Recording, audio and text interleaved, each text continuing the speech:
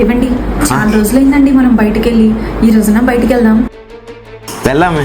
ఒరే నాయన సరోజన ఇంటికి వెళ్ళి చాలా రోజులు అయిందిరా, దాకా వదలరా. అది కాదు మా. ఏవండి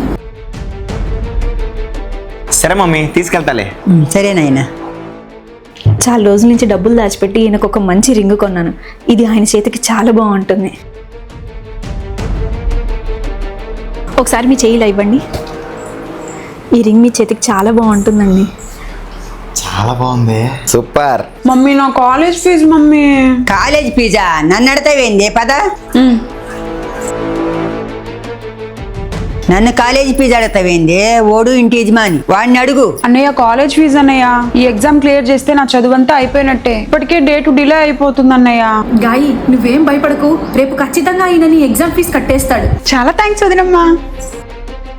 అది అడగాల్సిన వాళ్ళని అడగాల. అదేంటి అలా మాట ఇచ్చేసావు? నాకు జీతం రావడానికి ఇంకా 2 వారాల టైం ఉంది కదా. ఏం పర్వాలేదు, ఇదిగోండి. దీన్ని వెళ్ళి కుదవ పెట్టేసి తీసుకొని రండి. వదినమ్మ అనింది, విన్నారా? అమ్మ అంటే అన్నీ చూసుకోవాలి కదా. ఈ రింగుని మీ చేతికి చూసి మురిసిపోదాం అనుకున్నాను. చాలు, ఇంకా తీసుకెళ్ళి కుదవ పెట్టేసి ఫీజు కట్టేసేయండి. ఎంత గొప్పదానివే కోడలి పిల్ల. చాలా థ్యాంక్స్ వదినమ్మా. అయ్యో, ఇది నా బాధ్యత. ఇలా అని అన్ని దగ్గర జరిగితే ఎంత బాగుంటది.